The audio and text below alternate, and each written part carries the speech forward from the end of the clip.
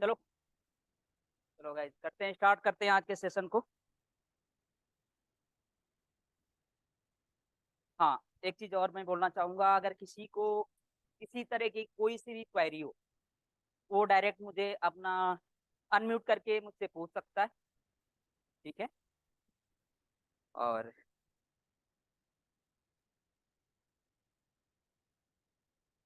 मैं अवधेश यादव जो आपको क्वांटम केमिस्ट्री टीच करूंगा, स्टैटिस्टिकल थर्मोडायनेमिक यहाँ पे टीच करूंगा। ओके। और सबसे पहले सब आप लोगों का यूजीसी क्वांट एकेडमी प्लेटफॉर्म पे आपका स्वागत है। जैसे Raj, Ankit, Jeetu, Nilesh, Priya Sharma, Rana Pratap, Tariq, Raj and Neetu Tanwar, most welcome to all of you guys.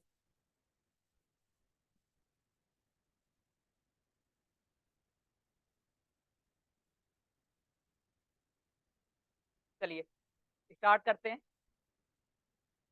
आपको ऑलरेडी शेड्यूल चला गया होगा, जो आज की क्लास होगी क्वांटम केमिस्ट्री की।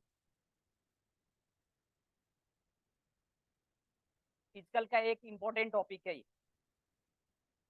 इस बार, अगर इस बार के जो क्वेश्चंस आए हुए थे, इस बार का जो नेट का एग्जाम हुआ था, उसमें जो questions only and only quantum से आए हुए थे, 30+, 30 मार्क्स मिनिमम, इतने मार्क्स का तो पूछा हुआ था। अगर इस बार का पेपर उठा करके देख लेना, राइट ना, इस बार का पेपर उठा करके देख लेना, 30 मार्क्स क्वांटम केमिस्ट्री में, इतना मार्क्स आना बहुत बड़ी बात होती है। और एक टॉपिक से इतना क्वेश्चन आया हुआ था। और अब प्रीवियस ईयर के अगर नोट्स उठा करके देखेंगे तो मैक्स टू मैक्स क्वेश्चंस मिल जाएंगे आपके कॉपी, मैक्सिमम क्वेश्चंस आपके कॉपी में मिलेगा।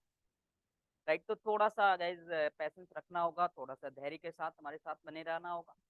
इन फ्यूचर, इन 6 मंथ आपको एक अच्छा खासा दिखाई देगा कि भाई हमने क्या किया है, राइट ना। और मैं आज ही बोल दूं कि आपको असाइनमेंट प्लस क्लास नोट, इसके बियॉन्ड जाना भी नहीं। जो भी क्वेरी होगी मेरे से आपको डायरेक्ट मुझसे पूछना है, ग्रुप में आप सेंड कर दोगे या आपको नंबर दे दिया जाएगा, प्रोवाइड करा दिया जाएगा। आप जैसे भी आपको क्वेरी करनी होगी, जैसे भी आपको पूछना होगा, मुझसे पूछोगे और मैं आपको उसका तुरंत रिस्पॉन्ड करूंगा। लेकिन ये चीजें आपको करना होगा, राइट ना। मैं नहीं चाहूंगा कि हमारी क्लास में कोई भी बच्चा आए और वो क्वेरी लेकर के जाए। और no doubt I know this thing, जो केमिस्ट्री के जो बच्चे होते हैं, थोड़ा सा नो डाउट इसमें बहुत सारे बच्चे बैठे होंगे कि बायो बैकग्राउंड के भी बैठे होंगे, राइट ना, जिसको थोड़ा सा कैलकुलेशन में दिक्कत आ रही होगी। और आती भी है नो डाउट, बायो बैकग्राउंड के बच्चों को कैलकुलेशन में थोड़ी सी दिक्कत आती है। जो मैथमेटिक्स बैकग्राउंड के बच्चे, उनके लिए तो कोई दिक्कत नहीं है। और बायो बैकग्राउंड के बच्चे हो अगर हैं, तो वो ये ना सोचे कि उनको दिक्कत होगी। किसी तरह की कोई भी दिक्कत नहीं होगी। मैं भरसक कोशिश करूंगा कि आपको डिफरेंशिएशन और इंटीग्रेशन से बचा करके लेके चल।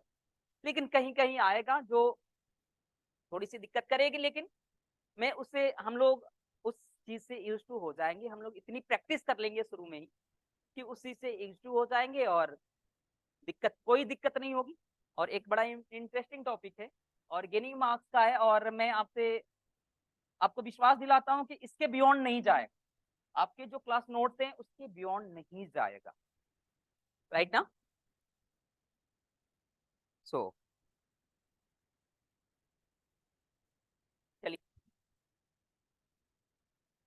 एक बुक आती है, एक आर के प्रसाद की, आर के प्रसाद की, जो इंडियन राइटर की, बेसिकली अच्छी बुक है। और एक बुक और आती है एमसीक्यूडी,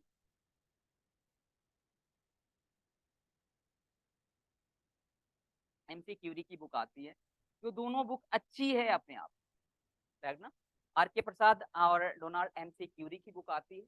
अगर बुक लेना हो तो इन दोनों में से कोई एक बुक ले लेना, लेकिन मुझे नहीं लगता इस बुक की नीड पड़ेगी आप।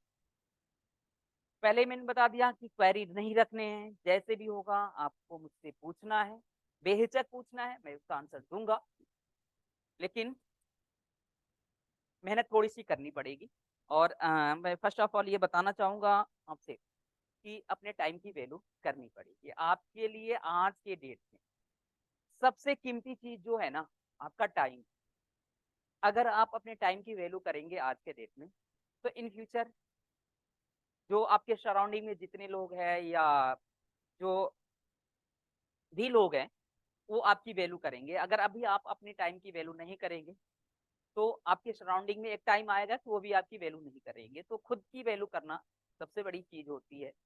तो मैं यही कहूंगा कि आपको टाइम मिला है, इस टाइम को यूटिलाइज करना है आप, क्योंकि बाद में ये ना जा करके हो कि हमको टाइम मिला था और टाइम को यूटिलाइज नहीं किया, ये बड़ा दिक्कत पैदा करती है फिर बाद में जा करके। तो इस चीज को थोड़ा सा आपको फोकस करना होगा। जिस सीट पे बैठे हैं डियर, उस सीट को पे सिर्फ वहाँ आप नहीं बैठे हैं, आप लोगों के साथ बहुत सारे एक्सपेक्टेशंस बैठी हुई है वहाँ पे, इस चीज को भी ध्यान में रखना होगा। राइट, अगर ये चीज चार सारी चीजें हैं तो फिर आप नो डाउट एक अच्छा कर लेंगे। और सबसे बड़ी बात है, सबसे खुशी की बात है कि आप तैयारी करने इस टाइम जा रहे हैं और फिर आपके जो दिसंबर में एग्जाम होंगे, 4 एग्जाम मिलेंगे आपको, मिनिमम 3 एग्जाम तो मिलेंगे ही, दिसंबर से ही स्टार्ट हो जाएगा। 24-25 दिसंबर को नेट का एग्जाम हो, फिर टीफर का एग्जाम है, फिर गेट का एग्जाम। ये सारे एग्जाम आपके इस प्रिपरेशन से सारे के सारे एग्जाम कवर हो जाए। और सबसे खुशी की बात है कि 2-3 दिन पहले डीएसटी का अप्रूवल आया था, जिसमें जेआरएफ की फेलोशिप भी इंक्रीज हो गई है। लगभग अप्रॉक्स एचआरए लेकर के लगभग 50,000 हो गई है। जो सैलरी नहीं होती है लोगों की, उतनी गवर्नमेंट आपको फेलोशिप देने जा रही है अब। तो जो जेआरएफ हो जाएगा, जेआरएफ होगा या गेट होगा या टीफर होगा, राइट ना, इसके थ्रू आपको गवर्नमेंट गेट के थ्रू भी आईआईटी एनआईटी फुल फेलोशिप देती है। तो वो भी प्लस एचआर जो आपका फेलोशिप प्लस एचआरए मिलाकर के उनका भी 50% 50,000 हो जाता है। और गेट के थ्रू जेआरएफ के कंपेरिजन में गेट के थ्रू जल्दी फेलोशिप आती है, टाइमली आती है। तो कोई सा भी एक एग्जाम निकाल लोगे, नो डाउट एक अच्छी लाइफ जियोगे। और नो डाउट जब अपने एमएससी किया है तो फिर मोस्टली लोगों का यही होता है कि मतलब एक अच्छी जगह पे जाए, एक अच्छी जगह से पीएचडी करें, रिसर्च करें, या असिस्टेंट प्रोफेसर की वैकेंसी को हम देखें, असिस्टेंट प्रोफेसर बने तो उसके लिए मिनिमम एलिजिबिलिटी तो आई है, नेट तो होना चाहिए और पीएचडी होनी चाहिए, राइट ना। नेट भी नेट आप पीएचडी अच्छी जगह से तभी कर पाओगे जब आपके पास जेआरएफ होएगा या गेट होएगा, राइट। तो इस चीज को ध्यान में रखना है, नो डाउट होगा, थोड़ा सा हमें टाइम तो लगेगा, राइट ना। 6 मंथ टाइम आप फुल्ली कॉन्फिडेंस के साथ, पूरी फुल्ली डेडिकेशन के साथ देंगे तो कोई नहीं रोक सकता यार, सबका होता है, आपका क्यों नहीं होगा, होगा। लेकिन वही है, एक सत्य ये भी है कि तब जब तक नहीं होगा, जब तक आप उस लेवल को टच नहीं करेंगे, मेहनत नहीं करेंगे, तो फिर दिक्कत आए। प्रैक्टिस बहुत ज्यादा इंपॉर्टेंट है इस नेट के एग्जाम के लिए। तो स्टार्ट करने से पहले मैंने आपको ऑल द बेस्ट बोलना चाहूंगा कि all the best for your exam. चलिए, और इसमें कौन कौन से टॉपिक को हम डील करेंगे पहले तो ये हम ये देखें। तो पहला मैं स्टार्ट करूंगा यहाँ से, क्वांटम केमिस्ट्री में ऑपरेटर, ऑपरेटर। उसके बाद जो हमारी बात होगी आपसे, particle in a box, particle in a box. उसके बाद जो हमारी बातें होगी आपसे, हार्मोनिक ऑसिलेटर, हार्मोनिक ऑसिलेटर। उसके बाद हमारी बातें होगी हाइड्रोजन एटम या hydrogen like atom, hydrogen atom या हाइड्रोजन लाइक एटम की बात करेंगे। उसके बाद जो हमारी बातें होगी आपसे टनलिंग फिनोमेना की। इसके पहले हम बात करेंगे Riji rotator,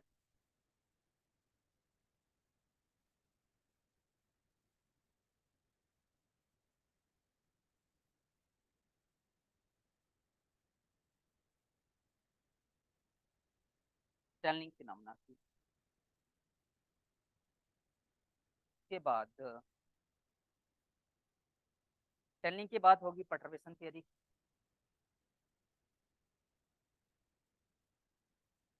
perturbation method, variational principle की,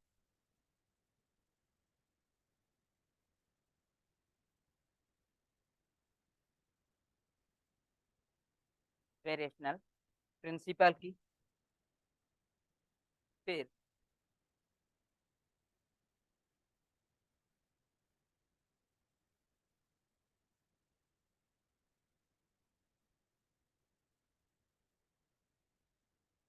W K B approximation. W K B approximation के बाद नहीं, डब्ल्यू के बी अप्रोक्सीमेशन आप पे नहीं है, राइट ना, इसको हम वेरिएशनल की। उसके बाद Huckel molecular orbital theory, Huckel molecular orbital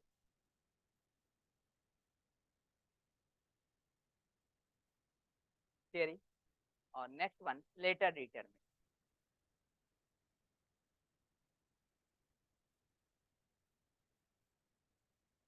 इतने सारे टॉपिक्स है, इन सारे टॉपिक्स को हम डील करेंगे यहाँ पे।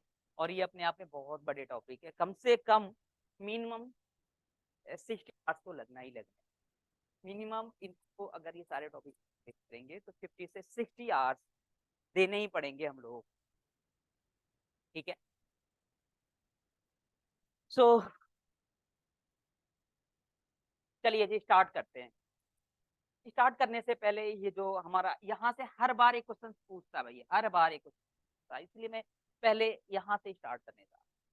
हर बार, चाहे मैं गेट की बात करूं, चाहे नेट की बात करूं, चाहे टीफर की बात करूं, चाहे किसी एमएससी एंट्रेंस एग्जाम की बात करूं, चाहे पीएचडी एंट्रेंस एग्जाम की बात करूं, या असिस्टेंट प्रोफेसर के एग्जाम की बात करूं, कहीं भी अगर किसी भी टॉपिक किसी का भी एग्जाम हो, ऑपरेटर से एक क्वेश्चन बनता ही बनता है। और इस बार भी एक ऑपरेटर से क्वेश्चन नेट के एग्जाम में आया था, हर बार आता है, राइट। तो इसीलिए मैं यहीं से स्टार्ट करूंगा आपको ऑपरेटर से। तो ऑपरेटर स्टार्ट करने से पहले हम थोड़ी थोड़ी क्वांटम के ऊपर बात करेंगे, राइट। फिर आएंगे हम यहाँ, ओके डियर। और मैं फिर से बोल रहा हूँ, कोई भी किसी तरीके की किसी को कोई क्वेरी हो, कहीं नहीं समझ में आ रहा हो, तो मुझसे अनम्यूट करके पूछ लेगा, राइट ना। क्योंकि मुझे पता है कि तभी आप बैठे हो जब आप चीजें आपको नहीं आ, राइट। तो इस चीज को आप, लेकिन ये आपको करना पड़ेगा।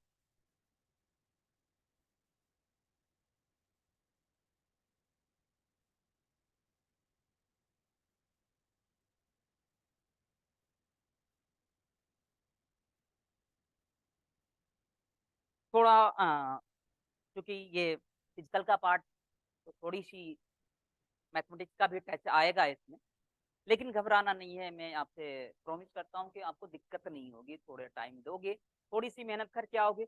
जितना मैं पढ़ाऊँ उतना करके आना है, उसके ज्यादा भी नहीं करना है। मैं ये भी नहीं बोल रहा हूँ कि बहुत ज्यादा पढ़कर आना, जितना मैं कराऊँ उस अगली क्लास में उसको एक बार रिवाइज करके आना, देखना अच्छा जाएगा और अच्छा होगा, और इंटरेस्ट भी तभी आएगा। अच्छा देखना, बताना जरा मुझे, मैकेनिक्स को ये सबको पता है, बचपन से ही पढ़ते हुए आ रहे हैं। मैकेनिक्स, मैकेनिक्स को हम कितने पार्ट में डिवाइड करते हो? दो पार्ट में। कौन कौन सा? एक क्लासिकल मैकेनिक्स,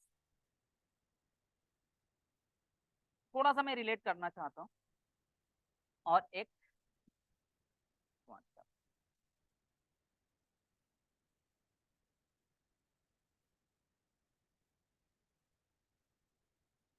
क्योंकि क्वांटम केमिस्ट्री मैकेनिक्स का ही ब्रांच है, राइट ना, तो कहीं ना कहीं इसका इन्वॉल्वमेंट तो होगा। अच्छा, क्लासिकल मैकेनिक्स में आप किसकी बात करते हो? किसी एक हेवी पार्टिकल की, राइट ना, लार्ज पार्टिकल की, हेवी पार्टिकल की, जिसको हम एक्सपीरियंस कर सकते हैं, जिसको हम विजुलाइज कर सकते हैं, राइट ना, जिसको हम देख सकते हैं। एक ऐसे पार्टिकल की स्टडी हम कहाँ पे करते हैं?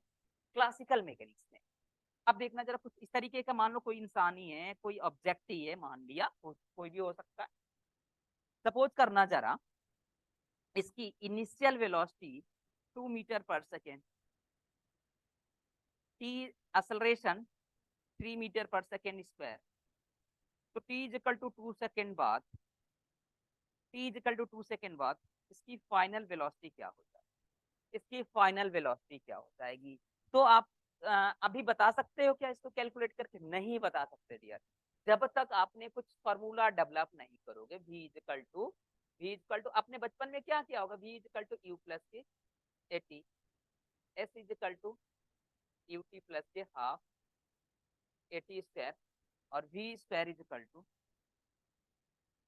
u स्क्वायर प्लस के 2a, v square is equal to u square plus के 2a, राइट ना। ये बचपन से ही पढ़ते आ रहे हो, 9-10 से ही ये सारी चीजें आपने डेवलप किया हो। अब देखना जरा, अगर मुझे आपको ये फॉर्मूला मिल गया कहीं से कि आपने बचपन में किया है, अगर ये फॉर्मूला मिल गया आपको, तो इस फॉर्मूले से आप क्या डिफाइन कर सकते हो, रीडिफाइन कर सकते हो। वेरी गुड, डिफाइन कर ही सकते हो।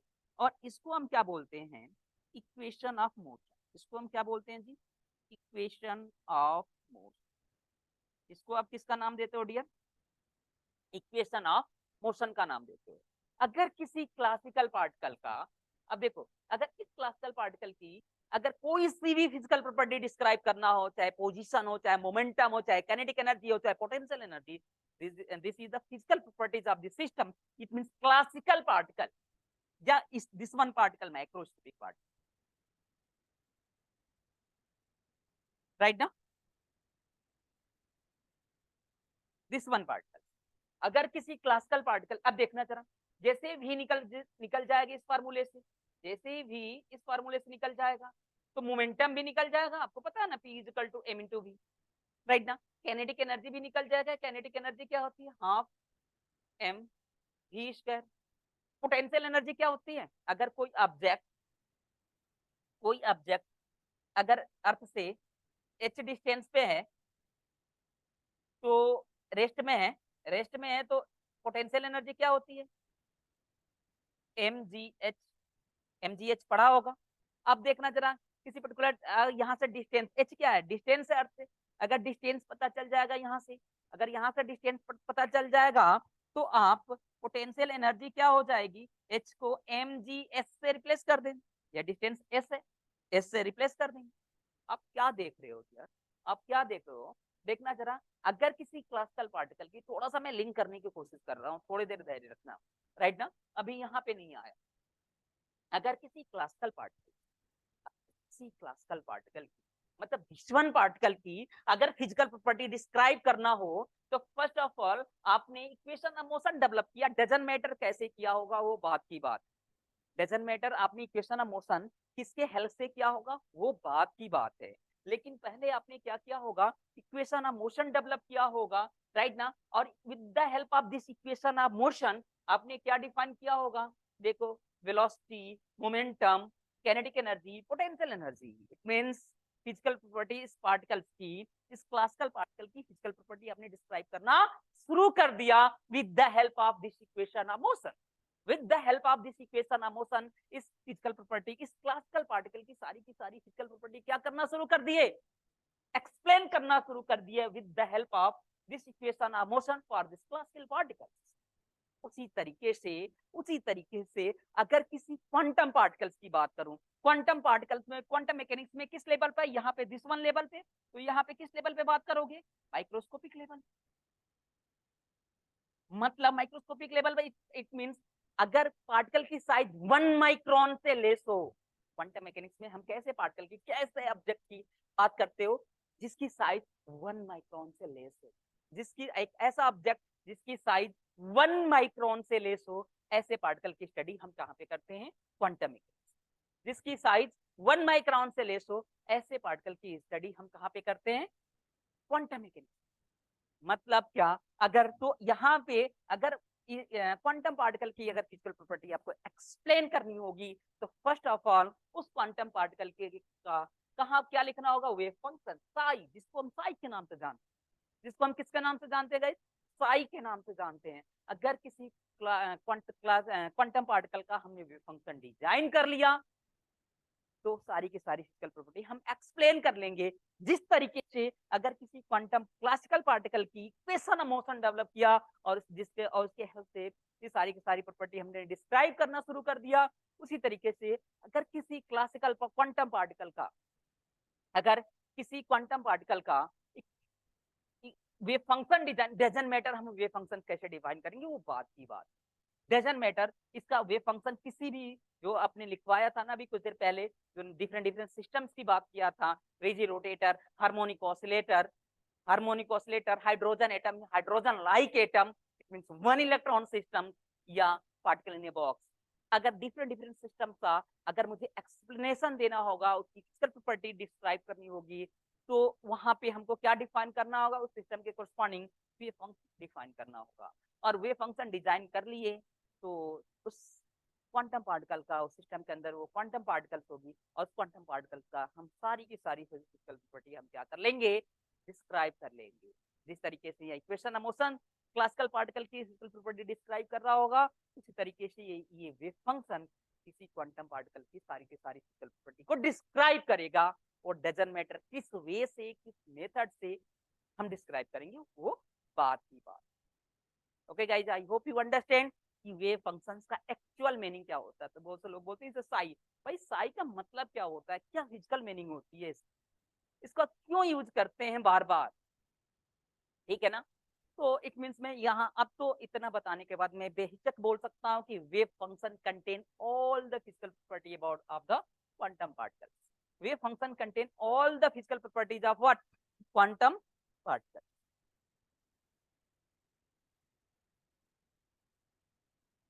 Wave function contain all the physical property of quantum particles.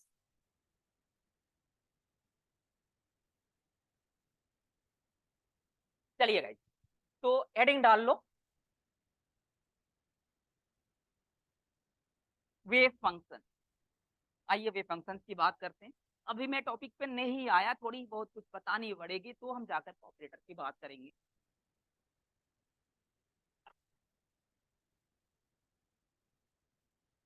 Heading डाल लो, wave function.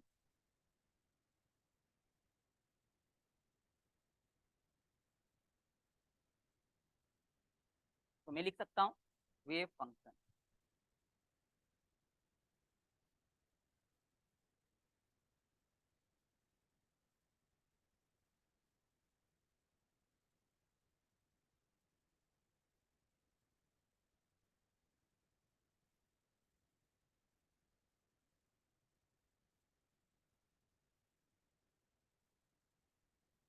Wave function contain all the physical property about the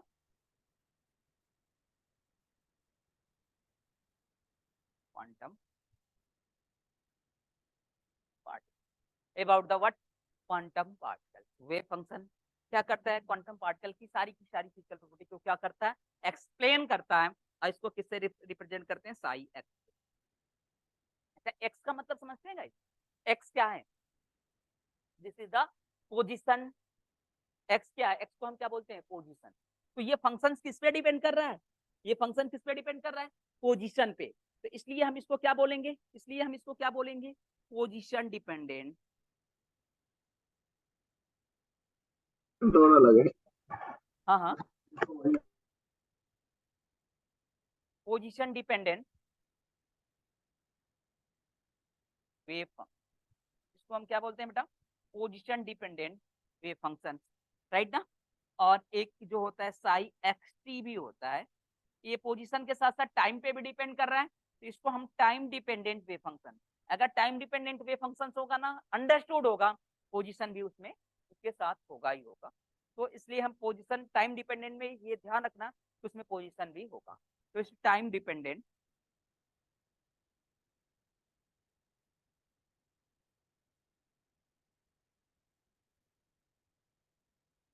time dependent way function, अभी डजंट मैटर हम कैसे इसको define करेंगे, कैसे डिजाइन करेंगे, ये वे फंक्शंस कैसे डिजाइन करेंगे, वो बात की बात है।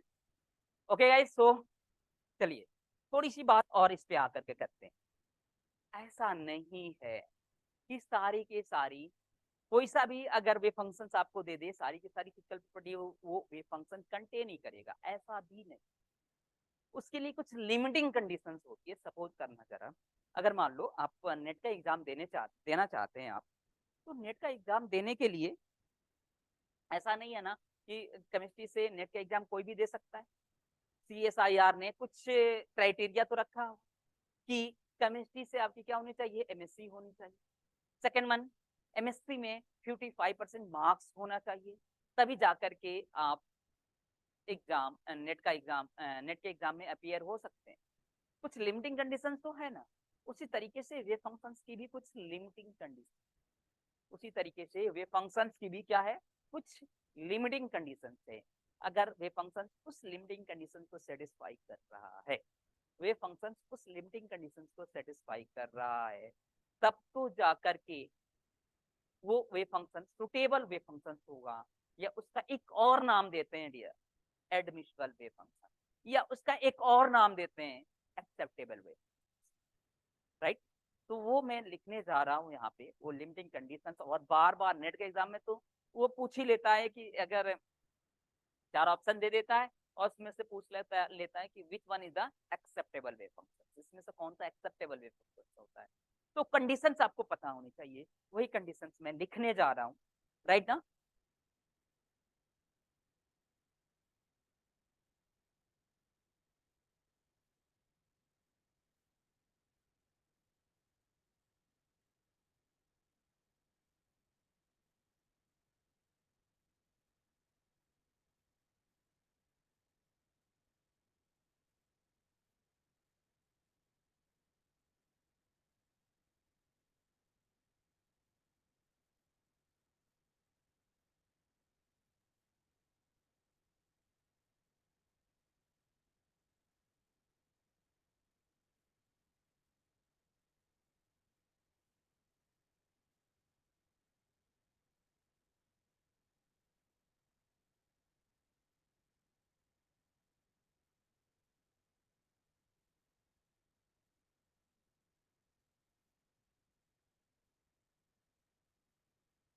एडमिसिबल और ऑब्लिक एक्सेप्टेबल वे फंक्शन, एडमिसिबल ऑब्लिक एक्सेप्टेबल वे, राइट ना।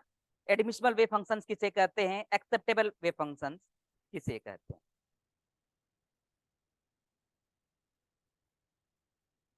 ठीक है जी।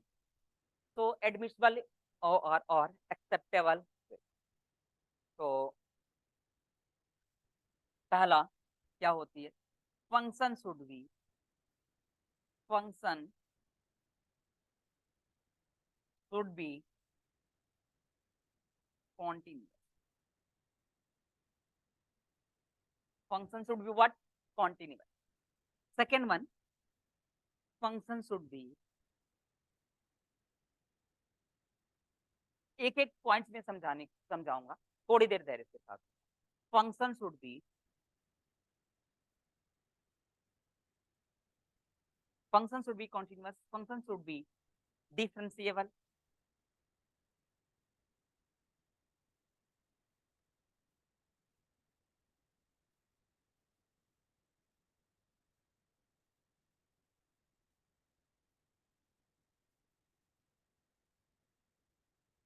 Function should be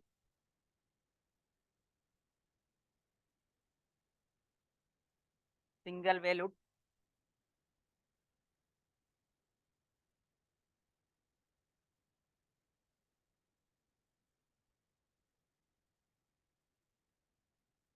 finite everywhere. पहले एक बार लिख लो फिर मैं समझाता हूँ। Every where,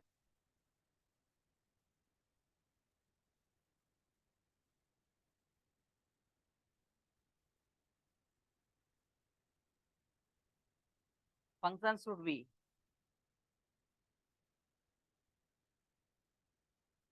vanishes at activity, क्या होना चाहिए, फंक्शन एक्टिविटीज पे क्या होना चाहिए, should be vanishes at activities, function activities पे वेनिश होना चाहिए, function should be vanishes at activities, function activities पे क्या होना चाहिए डियर, वेनिश होना चाहिए, राइट ना। Function should be vanishes at एक्टिविटीज, अगर ये 5 के 5 पॉइंट को अगर कोई फंक्शन सेटिस्फाई कर रहा है तब तो वो एक्सेप्टेबल वे फंक्शन होगा, तब जाकर के वो सारी की सारी फिजिकल प्रॉपर्टी को कंटेन करेगा। इसमें से 5 में से कोई एक को भी वायलेट कर रहा है ना, एक को भी सेटिस्फाई नहीं कर रहा है ना, तो फंक्शन हमारा एडमिसिबल या एक्सेप्टेबल नहीं। जैसे function should be continuous, continuous का मतलब समझ ही गए होंगे डियर, क्या होता है, एक ग्राफ जो मिलना चाहिए कॉन्टिन्यूअस ग्राफ मिलना चाहिए, राइट ना। Function should be differentiable, function क्या होना चाहिए, हर पॉइंट पे क्या होना चाहिए, डिफरेंशिएबल होना चाहिए, फंक्शन क्या होना चाहिए, x की हर पॉइंट पे क्या होना चाहिए, डिफरेंशिएबल होना चाहिए, राइट ना। Function should be differentiable, right ना।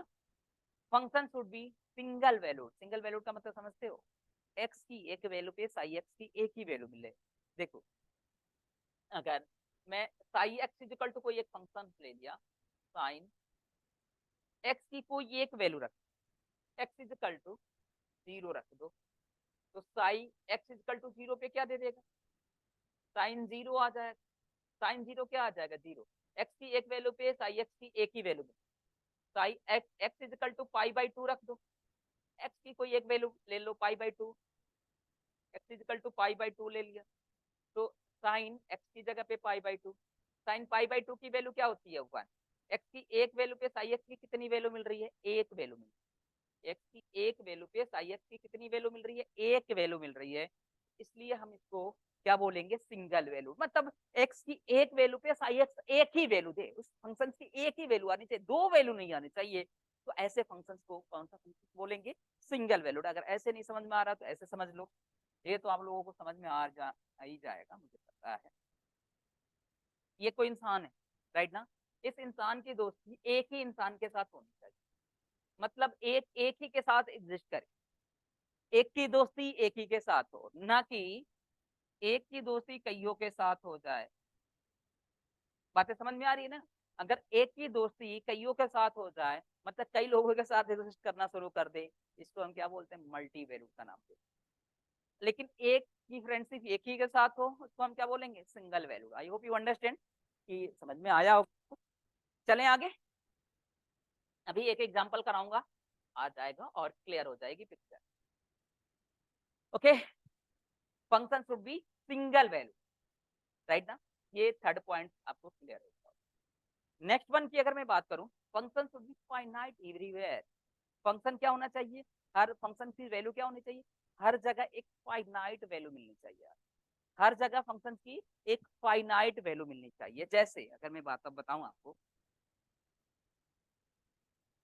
साइन की मैक्सिमम वैल्यू कितनी होती है, 1, और मिनिमम वैल्यू कितनी होती है, -1।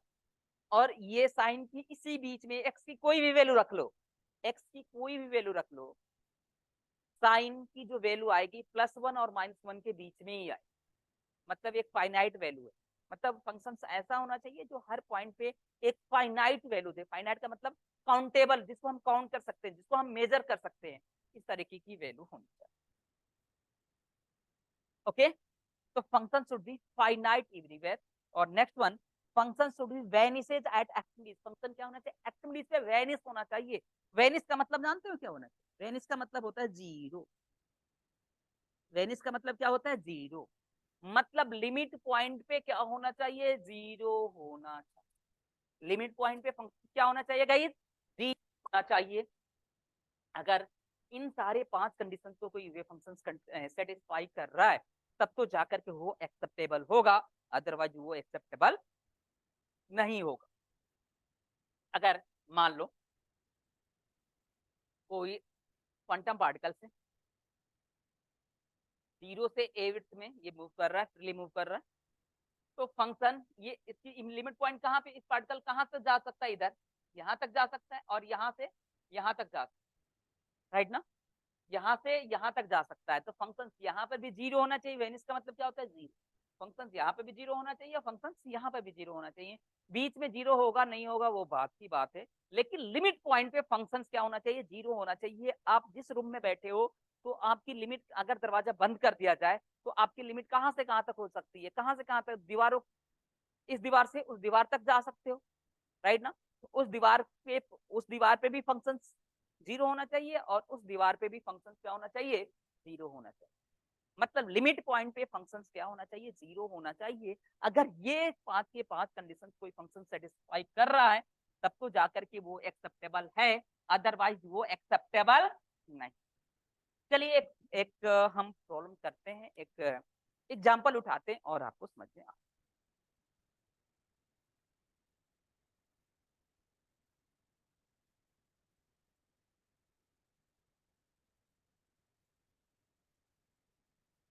विच वन इज एक्सेप्टेबल,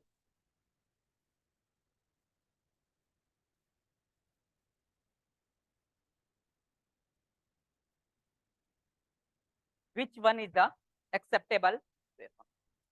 कौन सा acceptable wave function? Which one is the acceptable wave function?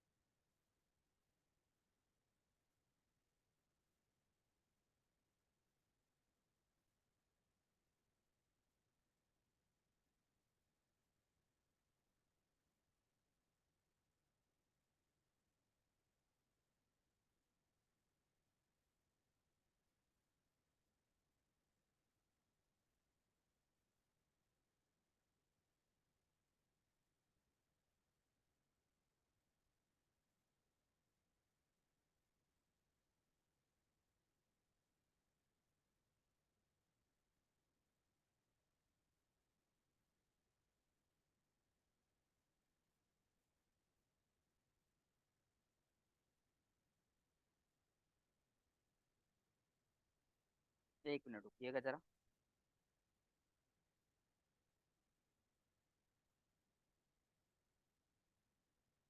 ये 4 ऑप्शन दे रहा हूं मैं यहाँ। आप पेन नहीं चला, दिमाग चलाने हैं आपको। इसमें आपको क्या करने होते हैं? दिमाग चलाने होते हैं। इसमें पेन नहीं चलाने होते हैं, आपको दिमाग चलाने होते हैं। 4 ऑप्शन दिया। आप मुझे बताइए जरा कि इसमें से कौन सा फंक्शन एक्सेप्टेबल वेव फंक्शन होगा?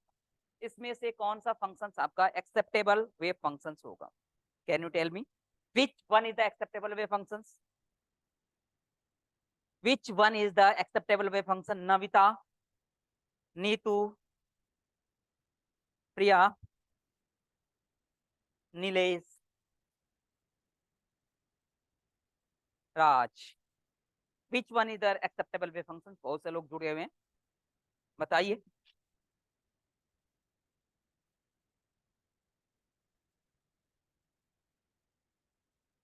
बताइए भाई, थोड़ा सा दिमाग चला लो यार, कुछ नहीं है। देखो, इन 4 के 5 के 5 प्रॉपर्टी देखो, कौन कौन सा, कौन जो नहीं सेटिस्फाई करेगा वो एक्सेप्टेबल नहीं होगा। 5 में से एक को भी सेटिस्फाई नहीं करेगा ना, तो वो एक्सेप्टेबल नहीं होगा। देखो, पहला ही आकर के चेक करते हैं। पहला ही चेक कर, फंक्शन शुड बी कॉन्टिन्यूअस। देखो ये फंक्शन क्या है? कॉन्टिन्यूस। कॉन्टिन्यूस होगा। अगर कोई फंक्शन कॉन्टिन्यूअस होता है ना, वो डिफरेंशिएबल भी होता है। ये तो अंडरस्टूड है। इसको आपको चेक ही नहीं करना। अगर कोई कंटिन्यूअस होगा ना, तो ये चेक ही नहीं करना, ये होगा ही होगा। Right? Function should be single valued. देखो सिंगल वैल्यूड है या नहीं है। एक्स की एक वैल्यू पे साई एक्स की कितनी वैल्यू मिल रही है? एक ही वैल्यू मिल रही है। कोई सा भी पॉइंट्स ले लो, एक्स की एक वैल्यू पे साई एक्स की एक ही वैल्यू मिल रही है, मतलब सिंगल वैल्यूड भी है। सिंगल वैल्यूड भी है।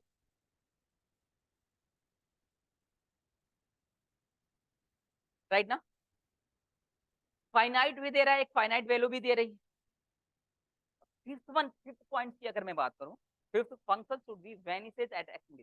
फंक्शन क्या होना चाहिए? एक्स से वेनिस होना चाहिए, जीरो होना चाहिए। वेनिस का मतलब, जो फिफ्थ वन पॉइंट देखो, फंक्शन शुड बी वेनिसेस। वेनिस का मतलब जीरो होना चाहिए एट एक्स। एक्स पे क्या होना चाहिए? जीरो होना चाहिए। तो अब देखना जरा, अब देखना जरा, एक्स पे क्या होना चाहिए? ये जीरो होना। एक्स पे किधर की तरह जाएगा? एक्स पे किधर की तरह जाएगा? राइट ना? एक्स पे किधर की तरह जाएगा? इंफिनिटी की तरह जाएगा, ना कि जीरो की तरफ आए।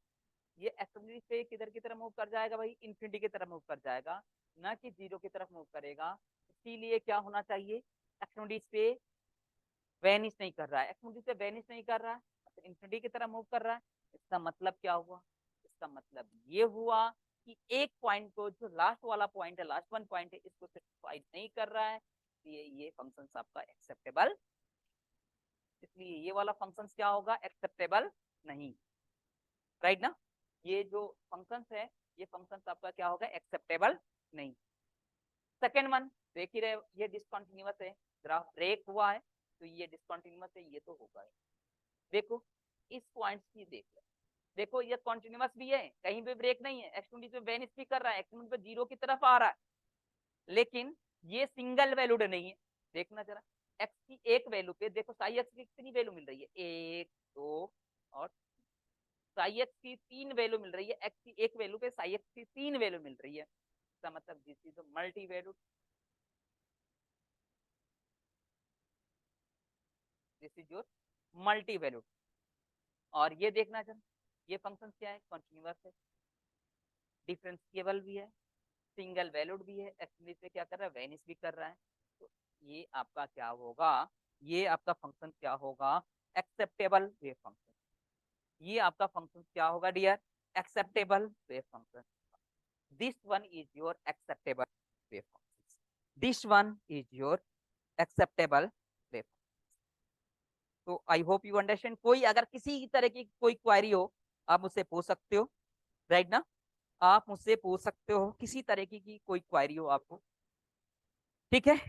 तो ये बात होती है एडमिस्ट वाली या एक्सेप्टेबल वेव फंक्शन, ठीक है। चलें आगे, आगे मूव करते हैं। आइए अब अपने कोर टॉपिक पे आते हैं। तो ये बताना जरूरी था कि फंक्शंस का मेन मतलब क्या होता है, क्योंकि बार बार क्वांटम में बार बार वे फंक्शन का नाम लोगे, लेकिन वे फंक्शन एक्चुअल में होता क्या है, उसकी प्रॉपर्टीज क्या होती है, ये जानने की नीड होती है आपको, और इसलिए थोड़ा सा यहाँ पे हमने टाइम। चलिए गाइस आगे मूव करते हैं।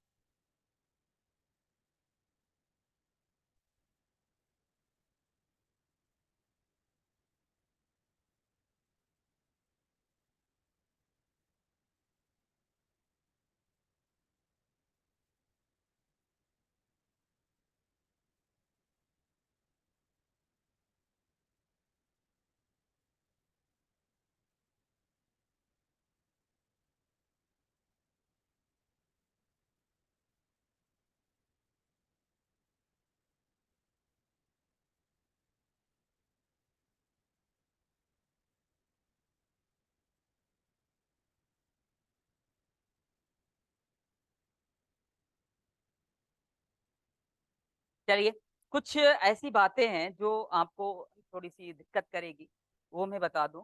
थोड़ा सा डिफ्रेंसिएशन, थोड़ा सा इंटीग्रेशन। तो क्या मैं कुछ नाम ले रहा हूं, इनमें से आप मुझे बताओगे कि आप किस बैकग्राउंड से हो। थोड़ा सा एक्चुअल में इसकी ऑनलाइन की दिक्कत ये है कि हम इंटरेक्ट नहीं हो पाते, हम बच्चों को देख नहीं पाते हैं, बच्चों का मतलब उनको क्या चीज आता है क्या चीज नहीं आता, राइट ना। तो हम कोशिश करेंगे कि एक दूसरे के साथ इंटरेक्ट रहें, और मतलब तभी मैं जान पाऊंगा कि आपको क्या चीजें आ रही है क्या चीजें नहीं आ रही है, कहाँ पे मुझे थोड़ा सा टाइम देना चाहिए।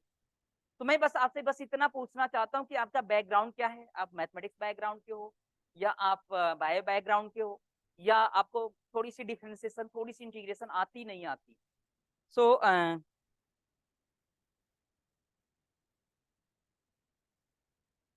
नविता, क्या आप बता सकते हो।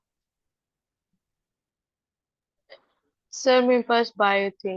बायो के हो, वेरी गुड। तो Yes. ऐसे क्यों, मतलब ऐसे क्यों मरी मरी आवाज से बोल रहे हैं सर मैं बायो के। यार आप लोग एमएससी हो, आप लोगों की बहुत ज्यादा वैल्यू है, राइट ना।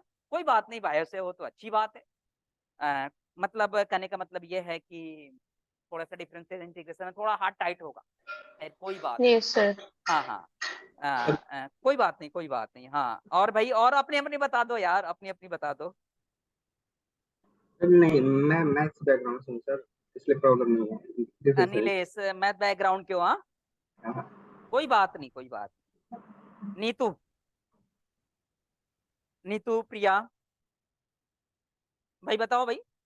अरे अनम्यूट कर लो यार, बता लो कम से कम। मैं एक मतलब मैं खड़ा हूँ एक तरफ से बोलता जा रहा हूँ बोलता जा रहा हूँ, मुझे एक थोड़ा सा ये भी तो होए कि मैं पढ़ा रहा हूँ किसी को। भाई बताओ थोड़ा सा बैकग्राउंड क्या है, मैं इतना बस यही तो पूछ। क्या जी, मैथ मैथ। अच्छा मैथ है फिर, वेरी गुड, कोई दिक्कत नहीं होगी। और फिर नीतू, नीतू सर तनवर, बायो। हाँ बायो, बायो ना, यस सर। Very good. तो ऐसा ना सोचे कि हम बायो बैकग्राउंड के हैं तो हमारे से क्वांटम नहीं होगा, होगा आपसे ही होगा। थोड़ी देर रुको, तो ठीक है। तो मैं ज्यादा टाइम नहीं लूंगा, ज्यादा टाइम नहीं लूंगा, बस 10 मिनट लूंगा, 10 से 15 मिनट। 10 से 15 मिनट में जो जो फॉर्मूले जो बार बार आपको दिक्कत करेगी वो फॉर्मूले आपके फर्स्ट पेज पे लिख लेते हैं, क्योंकि स्टार्ट करने से पहले हम उसकी इलाज पहले कर दे कि जो बाद में हमको बैरियर बने और दिक्कत पैदा करे, जो सल कैलकुलेशन बाद में दिक्कत, जो चीजें दिक्कत पैदा करती है उसको हम पहले उसका सोल्यूशन दे दे। सोल्यूशन ये है कि कुछ फॉर्मूले हैं, गिनती के 10 फॉर्मूले होंगे यार, इतने बड़े बड़े रिएक्शन आप याद कर लेते हो, मैकेनिज्म याद कर लेते हो, तो ये 10 फॉर्मूले हैं जो डिफरेंशियल इंटीग्रेशन के, जो बार बार यूज होंगे। और मैं मैक्स टू मैक्स कोशिश करूंगा तो आपको डिफरेंशियल इंटीग्रेशन करना ही नहीं पड़े, लेकिन अगर कहीं रास्ते में आ जाए तो उससे आप यूज टू हो और इजी वे में उसको हैंडल कर लोगे।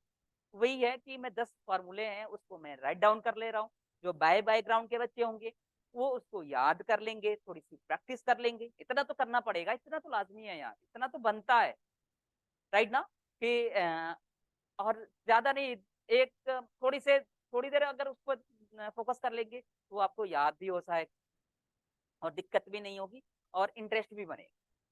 तो कुछ डिफ्रेंसिएशन है, जो मैथ बैकग्राउंड के बच्चे हैं वो भी लिखना चाहें लिख ले, राइट ना, और नहीं लिखना चाहें उनके ऊपर डिपेंड करता है, लेकिन 10 से 15 मिनट में लूंगा जो बैकग्राउंड के बच्चे हैं हमारे उनके लिए, क्योंकि मुझे सबको लेकर के चलना है। एक टीचर वही होता है जो सबको लेकर के, अच्छे को तो जिसको सारी चीजें आती है उसको तो सब पढ़ा लेते, जिसको अगर चलने थोड़ी सी दिक्कत होती है अगर उसको पढ़ाएं तो फिर वही होना भी चाहिए, राइट ना।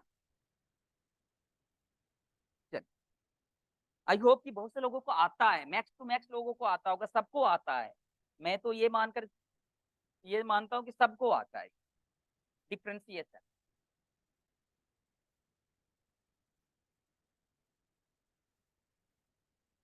डिफ्रेंसिएशन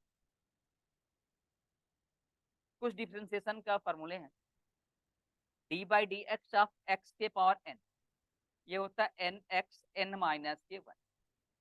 जैसे फॉर एन एग्जाम्पल ले लेते हैं, फॉर एन एग्जाम्पल ले लें, D by D x of x, तो अब देखना जरा इन दोनों में क्या फर्क है, एक्स के पावर एन है और ये एक्स के पावर वन है, तो जहां ये जनरल फॉर्मूला है आपका, जहां एन है वहां पे वन पुट कर दो, सिंपल और सीधी बात, जहां पे एन है वहां पे वन पुट कर दो, n is equal to one put कर दो, तो one x one minus x के पावर जीरो, एक्स के पावर जीरो की वैल्यू क्या हो जाएगी वन, तो d by D x of x की वैल्यू क्या हो जाएगी वन।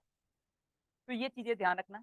तो अब एक्स के पावर टू हो जाता, एक्स के पावर टू होता, एन की जगह पे इसमें क्या पुट कर दे, टू पुट कर देते, तो टू एक्स टू माइनस के वन क्या मिलता, टू माइनस के वन वन मिलता, तो यहाँ पे क्या आ जाता, टू एक्स आ जाता, राइट ना। तो एक्स का कोई भी पावर हो यहाँ से पावर को एन से रिप्लेस कर दे। Second one, D by D x of sine X, sine x का क्या होगा cos. Third one, D by D x of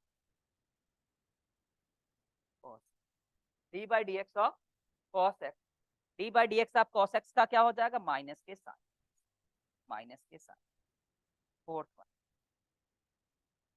D by D x of E के पावर एक्स, ई के पावर एक्स का differentiation क्या होगा, ई के पावर एक्स, ई के पावर एक्स का डिफ्रेंसिएशन क्या होगा, ई के पावर एक्स,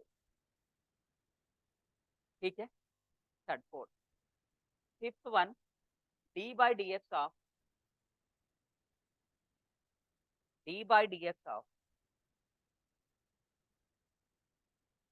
अगर दो फंक्शंस दिए हुए हो f1 f2, उनका डिफरेंशिएशन अगर करना होगा तो क्या करते हैं, फर्स्ट फंक्शन को हम एज इट इज छोड़ देते हैं, D by D x second function का डिफरेंशिएशन कर देते हैं f2x प्लस के। अब पहले वाले को छोड़ा है पहले वाले सेगमेंट में, अब दूसरे वाले को छोड़ दोगे as as it is f2x and d by D x of f1, right. Six one की अगर मैं बात करूं, d by D x of,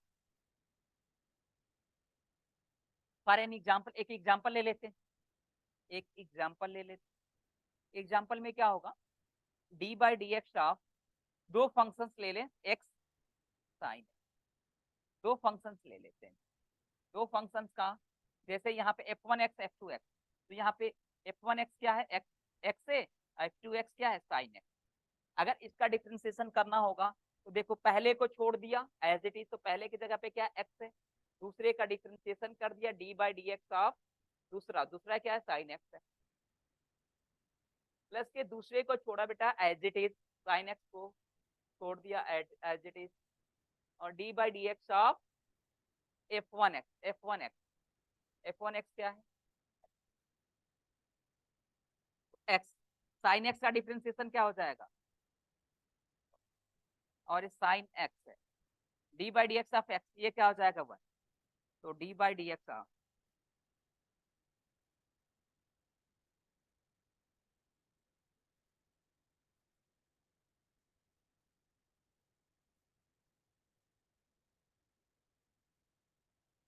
ठीक है। अब देखना जरा six, d by D x of E के पावर ए एक्स, ए क्या है सम कांस्टेंट है यार, some constant, a is equal to some constant, a is equal to क्या सम कांस्टेंट, तो ये जो ए होगा ई के पावर एक्स का, देखना जरा ई के पावर एक्स का डिफरेंशिएशन क्या होता है, ई के पावर एक्स, तो ई के पावर ए एक्स का डिफरेंशिएशन क्या होगा, ई के पावर ए एक्स ही होगा, ए एक्स, और जो एक्स का जो कोफिशिएंट होगा ना वो मल्टीप्लाई हो जाएगा, तो ए का एक्स का कोफिशिएंट क्या है, ए है, ए मल्टीप्लाई। अब देखना seventh one, D by D x of sine a x, sine a x, तो यहाँ पे साइन का डिफरेंशिएशन क्या था कॉस, तो यहाँ पे भी साइन ए एक्स का डिफरेंशिएशन क्या होगा cos A x, cos A, और जो यहाँ पे ए होगा ना एक्स का जो कोफिशिएंट होगा ना उससे इस फंक्शन में क्या होगा मल्टीप्लाई होगा, और eighth one D by D x of cos A x, तो कॉस का डिफरेंशिएशन क्या होगा माइनस के साइन, कॉस का डिफरेंशिएशन क्या होगा माइनस के साइन, यहाँ पे भी माइनस के साइन ए एक्स हो जाएगा, और जो ए से मल्टीप्लाई होगा ना ये एक्स का जो कोफिशिएंट होगा ए, इससे मल्टीप्लाई हो, इससे क्या हो जाएगा मल्टीप्लाई हो जाएगा। ये 8 जो फॉर्मूले हैं बस इतना ही यूज करना है, इसकी बियॉन्ड आपको जाना ही नहीं, जाने ही नहीं देंगे हम, राइट ना, यही घूम फिरा करके यही कुछ फॉर्मूले हैं जो डिफरेंशिएशन के कुछ फॉर्मूले हैं ये आपके यूज हो, ये कुछ यूजफुल यहाँ पे यूजफुल फॉर्मूला लिख लो, यूजफुल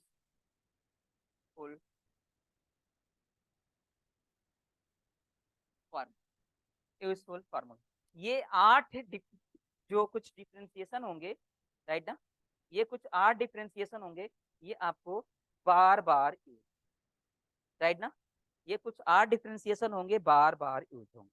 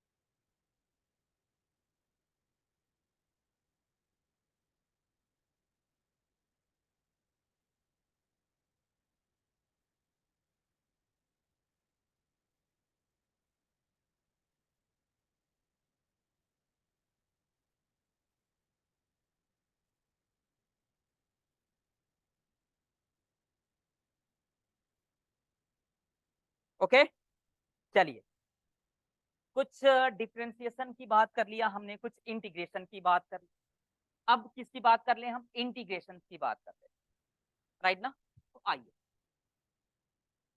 बस ये 6-7 है, घबराने की बात नहीं है यार, को बहुत बड़ी चीज नहीं है यार, क्वांटम बहुत इजी चीज है, बहुत इजी चीज, एक इसका एक हुआ बना करके लोग रखे हुए हैं कि ये मैथमेटिक्स है बहुत ज्यादा आता है, अरे कुछ नहीं है भाई, कुछ है ही नहीं इसमें, इंटीग्रेशन, इससे इजी टॉपिक नहीं मिलेगा, इंटीग्रेशन, इंटीग्रेशन, अरे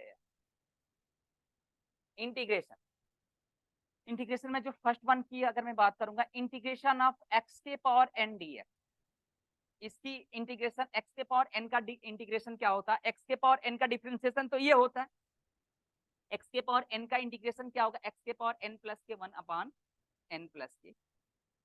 जैसे एक एग्जांपल ले लेते हैं, example integration of x dx, तो x का पावर क्या है 1, जनरल फार्मूला ये, तो इस फार्मूले में n की जगह पे 1 पुट कर दो, n की जगह पे 1 पुट कर दोगे तो 1 प्लस के ऑलरेडी 1 है अपान 1 प्लस के, तो x square by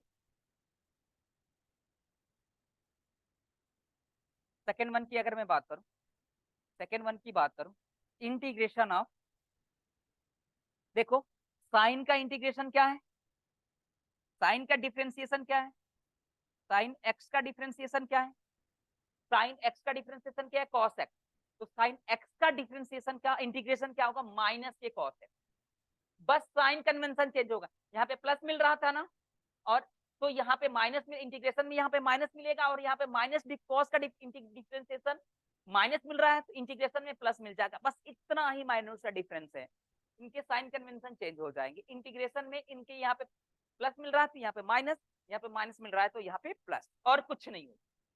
second one, third one, integration of cos x is equal to sine, ठीक है जी। थर्ड वन, फोर्थ वन की अगर मैं बात करूं, तो फोर्थ वन में क्या हो जाएगा, इंटीग्रेशन ऑफ ई के पावर एक्स डी एक्स, तो ये ई के पावर एक्स ही होता है। फिफ्थ वन की अगर मैं बात करूं, ई के पावर ए एक्स डी एक्स, तो ई के पावर ए एक्स का इंटीग्रेशन, जो डिफरेंशिएशन क्या होता है ई के पावर एक्स का, ई के पावर एक्स, इंटीग्रेशन भी उतना ही होगा, इंटीग्रेशन भी उतना ही होगा, लेकिन यहाँ पे देखना जरा, यहाँ पे इंटीग्रेट डिफरेंशिएशन में ए से मल्टीप्लाई था, इंटीग्रेशन में बस थोड़ा सा क्या हो जाएगा ए से डिवाइड हो जाएगा, 1 ए ई के power A. Integration of six one, integration of sine a x, तो साइन का इंटीग्रेशन क्या था देखना जरा, साइन का इंटीग्रेशन माइनस के कॉस, तो माइनस रहेगा ही रहेगा, कॉस एक्स होगा। अब देखना जरा, तो कॉस के साइन के डिफरेंशिएशन में ए से मल्टीप्लाई हो रहा था ना, इसमें ए से क्या हो जाएगा cos A x, sine a x है, और यहाँ पे क्या हो जाएगा 1 ए कॉस ए एक्स हो जाएगा,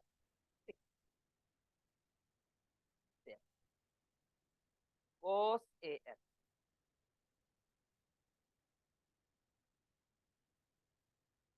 कॉस ए एक्स, तो कॉस का इंटीग्रेशन क्या होगा 1 ए, कॉस का इंटीग्रेशन क्या होगा 1 ए, राइट ना, ए से डिवाइड हो जाएगा कॉस का इंटीग्रेशन, डिफरेंशिएशन में ए से मल्टीप्लाई हो रहा था, इंटीग्रेशन में ए से डिवाइड होता है। ये 7 फार्मूले इंटीग्रेशन के हैं, है तो बहुत सारी चीजें, डिफरेंशिएशन इंटीग्रेशन अपने आप में बहुत बड़ा टॉपिक है गाइस, लेकिन इसके बियॉन्ड जाना ही नहीं ना हमें केमिस्ट्री में, हमें इसके बियॉन्ड जाना ही नहीं है, हम क्यों और एक्स्ट्रा फालतू के पढ़े, क्लियर है। अब देखिए कुछ ट्रिग्नोमेट्रिकल फार्मूले होते हैं, उस ट्रिग्नोमेट्रिकल फार्मूले को भी हम देखते हैं, कुछ ट्रिग्नोमेट्रिकल फार्मूले होते हैं, उस ट्रिग्नोमेट्रिकल फार्मूले को भी देखेंगे।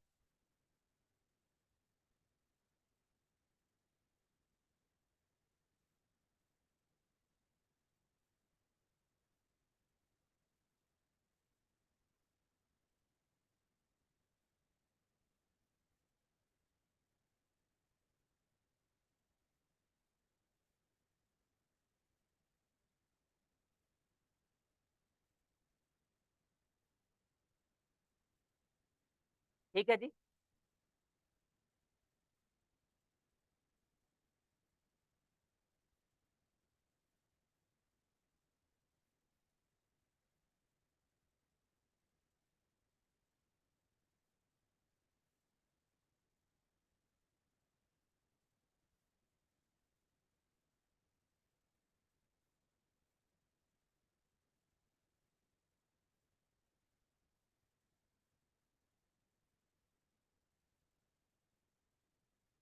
ओके गाइस, सो आओ, बस यही 10-15 फॉर्मूले हैं आपको, और एक और cos 2x, cos 2x का क्या होगा, cos 2x का कॉस स्क्वायर एक्स माइनस के साइन स्क्वायर एक्स, राइट ना। और एक और फार्मूला होता है कॉस 2x का, 2 कॉस स्क्वायर एक्स माइनस के 1 और cos 2x is equal to 1 minus के 2 साइन स्क्वायर एक्स, राइट ना। ये कुछ फार्मूले हैं आपके, ये कुछ फार्मूले हैं cos 2x का, और बस और कुछ नहीं है। थोड़ा सा और ध्यान दे लो, e के पावर आयोटा x को हम लिखते हैं cos x प्लस के आयोटा साइन x, और e के पावर माइनस के आयोटा x को लिखते हैं cos x माइनस के आयोटा साइन x, और आयोटा स्क्वायर कहीं पे दिख जाए तो इसकी वैल्यू होती है -1, इसकी वैल्यू होती है -1। बस इतना ही फॉर्मूले हैं आपके, बस ये इतना ही फॉर्मूले हैं।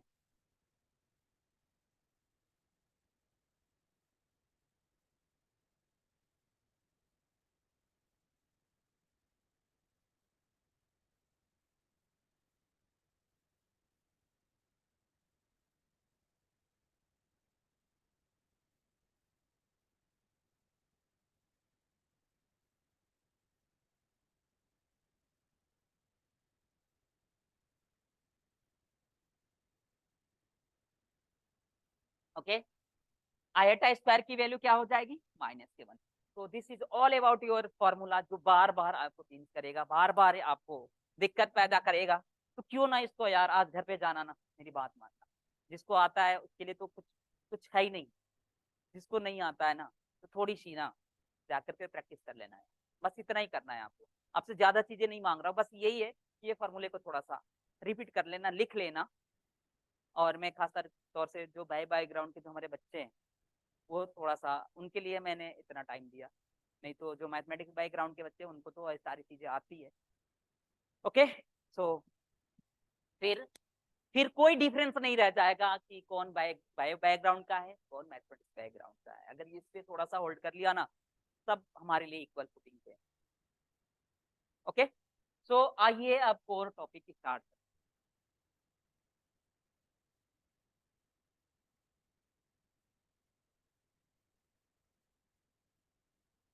ऑपरेटर की बात कर लें कुछ से,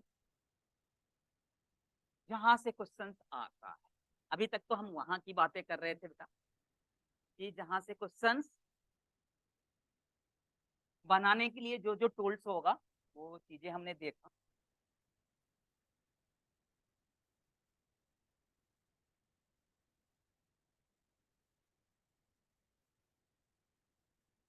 ऑपरेटर हेडिंग डाल लो जी, operator.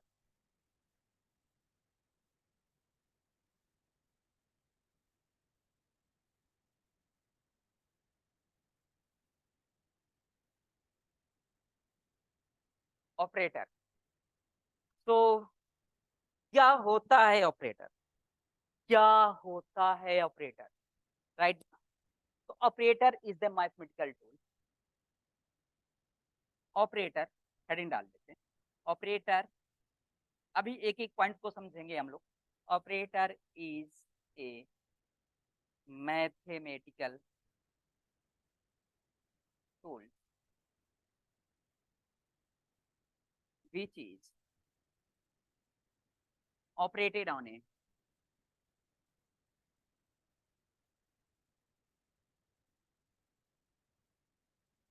wave function, which is operated on a wave function। So, operator क्या आइडिया, ऑपरेटर है क्या, ऑपरेटर एक मैथमेटिकल टूल्स है। ऑपरेटर क्या है, operator is mathematical tools which is operated on a wave function। Operator क्या है जी, एक मैथमेटिकल टूल्स है जिसको हम किस पे ऑपरेट करते हैं, फंक्शंस पे ऑपरेट करते हैं। That is let let let A can be an operator। कोई एक फिजिकल क्वांटिटी है A कैप, जिसको हमने ऑपरेटर बोल दिया। Let A cap be an operator and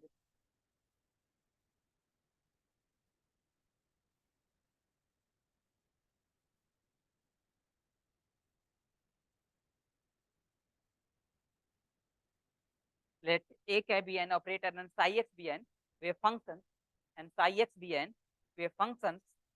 तो एक कैप को साई एक्स पे ऑपरेट कर लिया, एक कैप को किस पे ऑपरेट कर लिया डियर, साई एक्स पे ऑपरेट कर लिया, तो ई साई, ई, तो इसको हम क्या बोलते हैं, eigen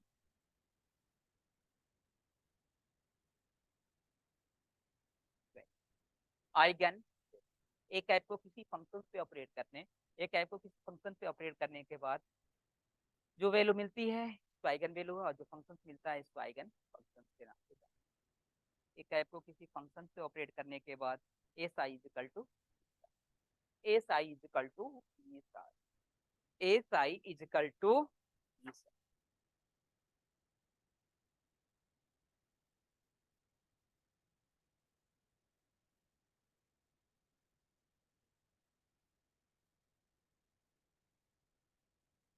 S I is equal to,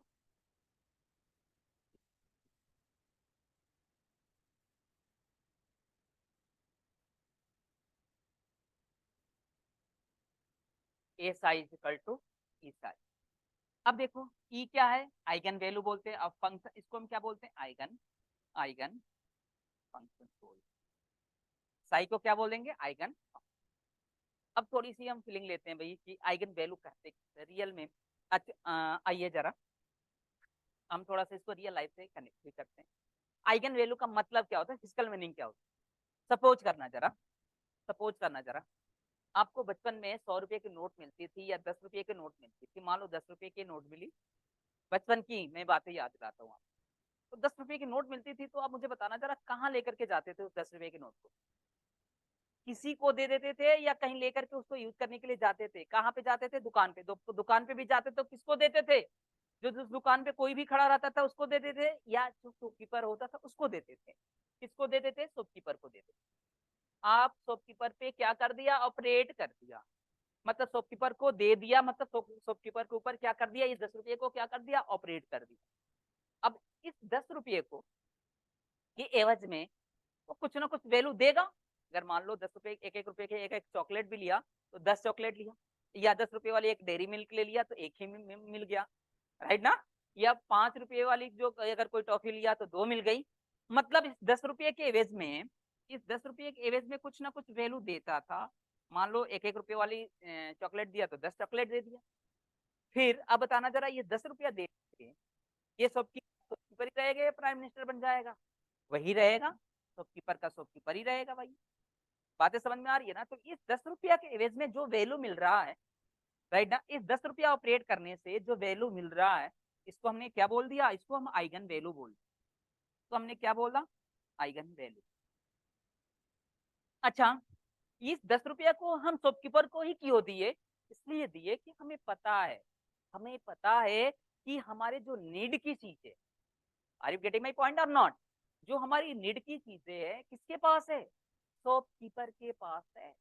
जो हमारी नीड की चीजें हैं वो किसके पास है, शॉपकीपर के पास है, और किसी के पास नहीं है, इसलिए हम शॉपकीपर को पे ही ऑपरेट किया। उसी तरीके से ये जो हमने ऑपरेटर को इस फंक्शन पे ही क्यों ऑपरेट किया, ये सोचने वाली बात है।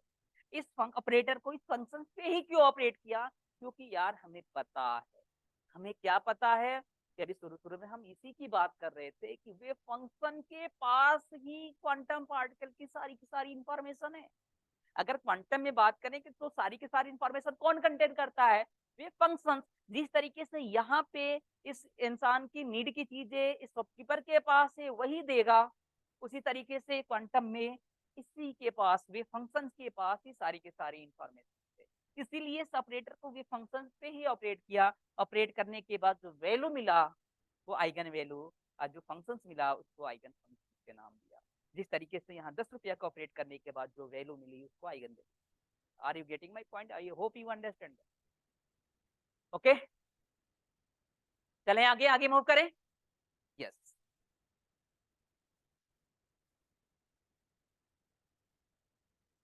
तो आइए आगे चलते। कुछ ऐसी बातें हैं कि पॉस्टुलेट होते हैं क्वांटम मैकेनिक्स में जिसका डेरिवेशन नहीं होता, जिसका डेरिवेशन नहीं होता। तो पॉस्टुलेट क्या है, कुछ बातें हम करेंगे। ऑपरेटर फॉर्म क्या होता है, राइट ना। तो आइए डियर देख, इसको रब कर देना।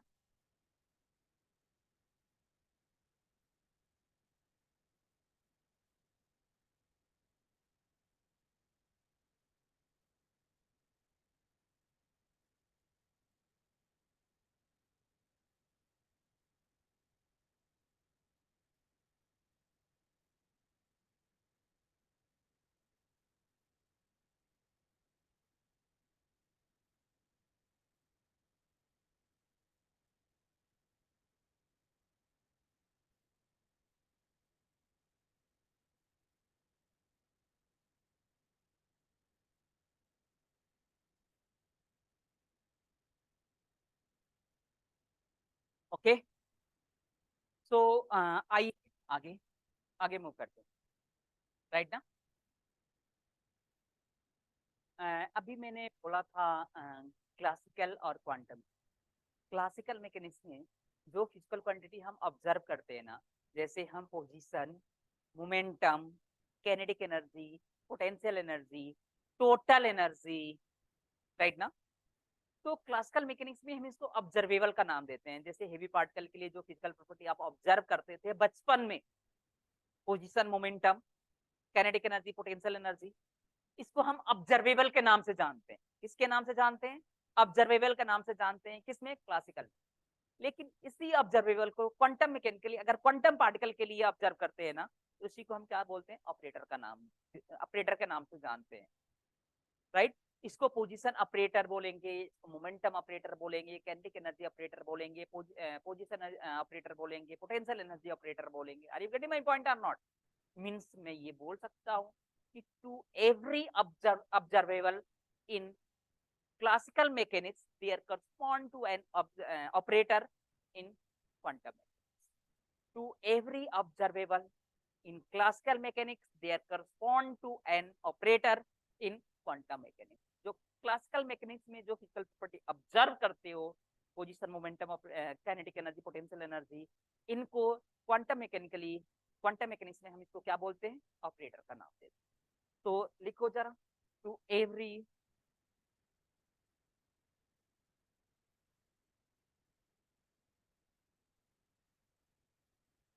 observable in, to every observable in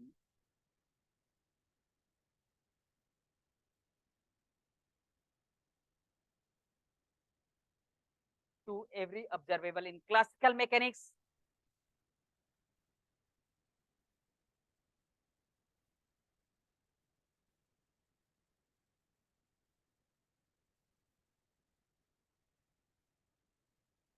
they correspond to an operator in, they correspond to an operator in quantum.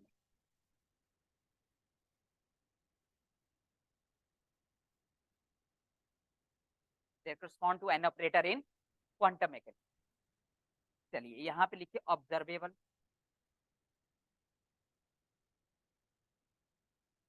Observable operator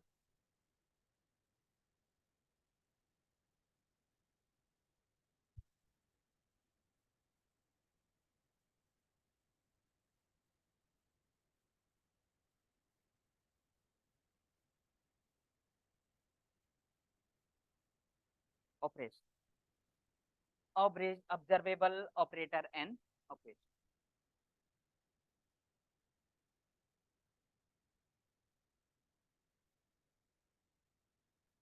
पहला पोजीशन,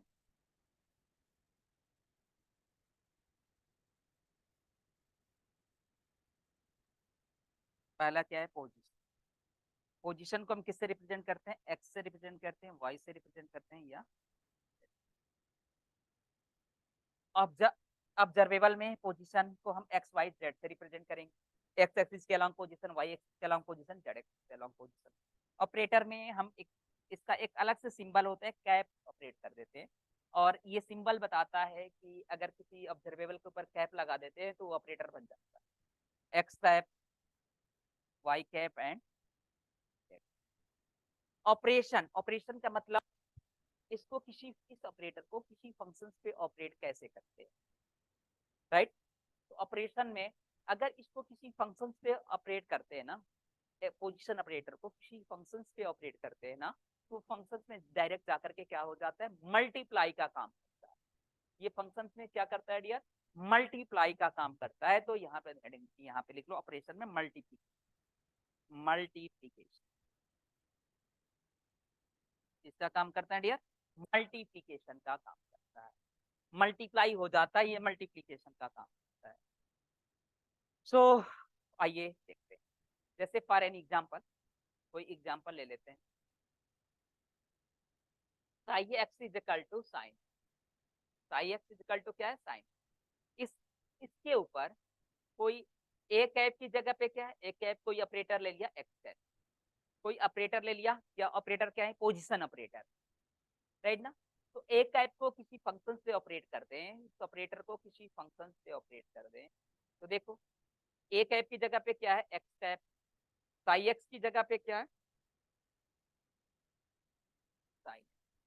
साई एक्स की जगह पे साइन है, साई एक्स की जगह पे क्या है, साइन है।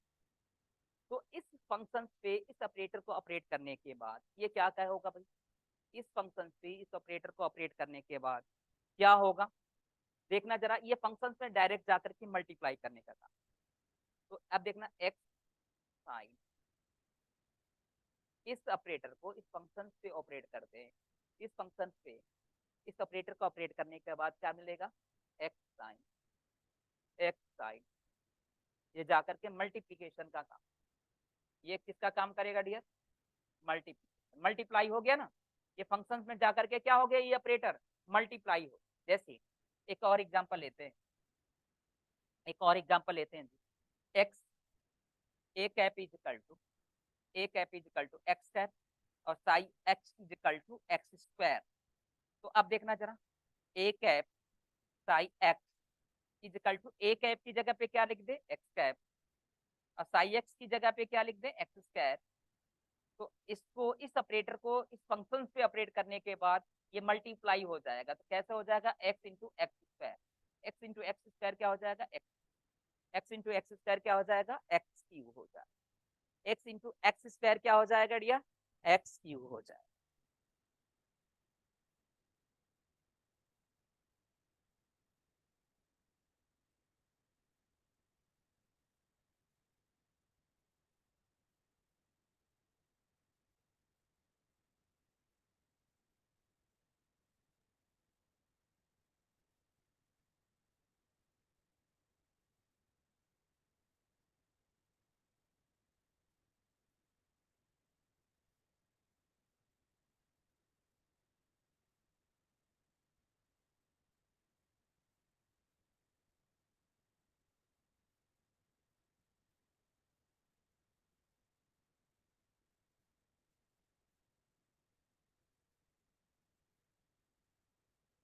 ठीक है जी।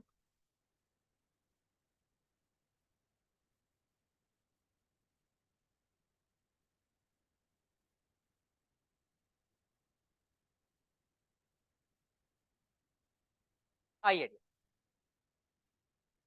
तो position operator, now momentum operator, second one, momentum. Momentum को किससे रिप्रेजेंट करेंगे, पी एक्स पी वाई और P z, p x p y and p x p y and p z से। इसका ऑपरेटर फॉर्म क्या होगा, पी एक्स का। यहाँ पे मैं इसको मैं रब कर देना चाहता हूँ, इस लाइन को मैं ऊपर ही लिख देना चाहता हूँ, राइट ना। तो आइए, मैं आप चाहूँ तो मैं रब कर सकता हूँ, इस तरीके से बिल्कुल कर सकता हूँ। ये सेकेंड वन ऊपर ही लिख देता हूँ मैं, मोमेंटम, इसको ऊपर वाली लाइन को ही मैं रखता हूँ, मिल जाएगा।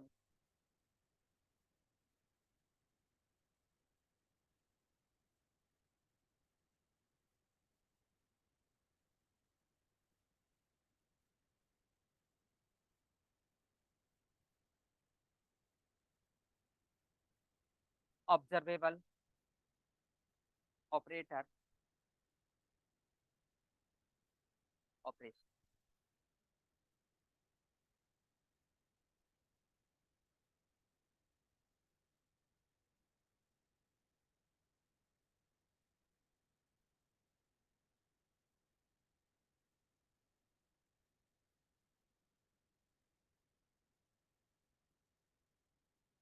मोमेंटम।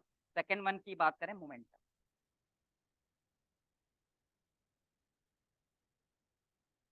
मोमेंटम, मोमेंटम में क्या होगा, एक्स एक्सिस के अलॉन्ग मोमेंटम पी एक्स से रिप्रेजेंट किया, वाई एक्सिस के along p y, z axis के अलॉन्ग।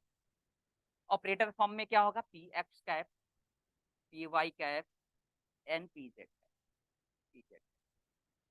पी एक्स कैप की वैल्यू क्या होती है, minus eta x del by. P y cap की वैल्यू क्या होती है, minus eta x del by. ये ध्यान रखना आपको, पी जेड कैप की value minus eta x del by. X axis के along momentum P X minus eta extra del by del X, Y axis के along momentum P Y minus eta extra del by del Y, P Z cap की minus eta extra del by del. इस momentum operator का काम क्या होता है, इस momentum operator का काम क्या होता है जी, मोमेंटम ऑपरेटर का काम क्या होता है, तो इस मोमेंटम ऑपरेटर को किसी फंक्शंस पे ऑपरेट करने के बाद, इस मोमेंटम ऑपरेटर को क्या करेंगे, किसी फंक्शंस पे ऑपरेट करने के बाद ये फंक्शन को क्या करता है, एक बार डिफरेंशिएट करता है एक्स वाई और जेड के respect, differentiate with respect to x, y and z and multiply by minus का attached cross and multiply by what, minus के attached cross। यहाँ पे लिखो differentiate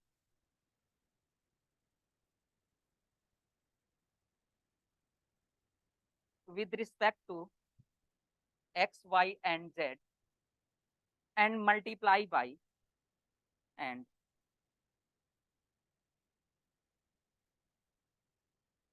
by minus के attached cross and multiply by what, minus के attached cross। differentiate with respect to x, y, z and multiply by minus के attached cross and multiply by minus के eta h cross and multiply by what, minus के eta h cross.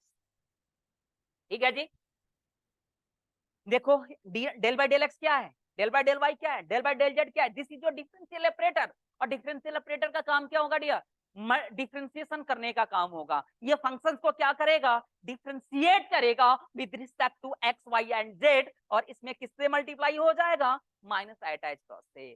तो differentiate with respect to x y z and multiply by what, minus iota, right. तो operation में ये होगा। अब ये चीजें खत्म हो जाएगी, इस पे प्रैक्टिस करेंगे खुद ब खुद और आपका क्रिस्टल क्लियर हो जाएगा, राइट। तो इस पे प्रैक्टिस करेंगे क्वेश्चंस की, डोंट वरी।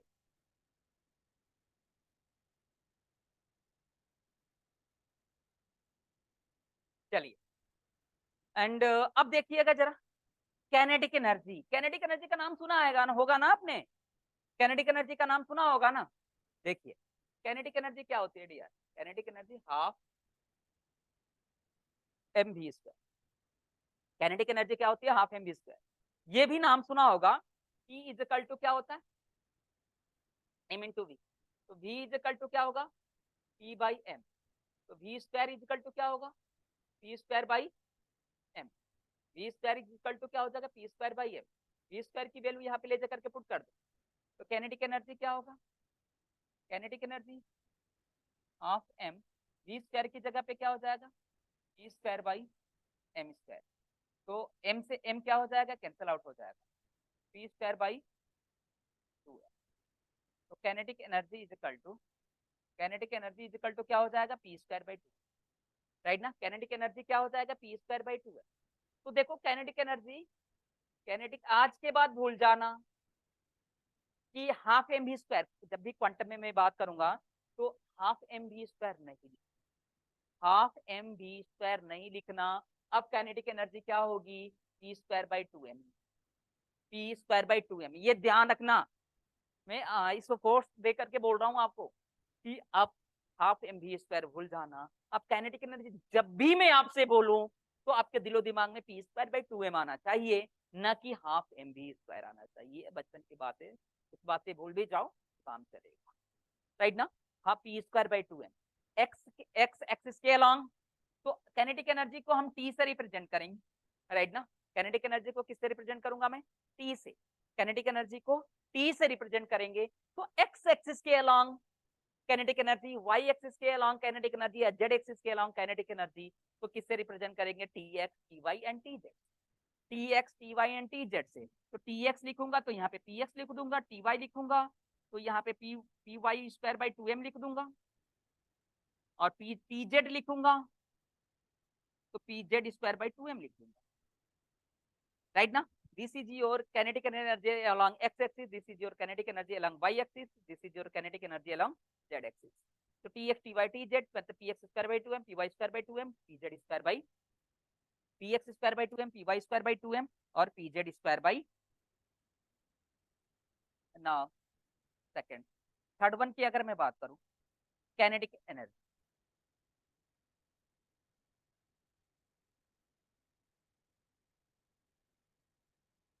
काइनेटिक एनर्जी को हम किससे रिप्रेजेंट करते हैं? T x T y and T. T x का मतलब P x square by 2m, T y का मतलब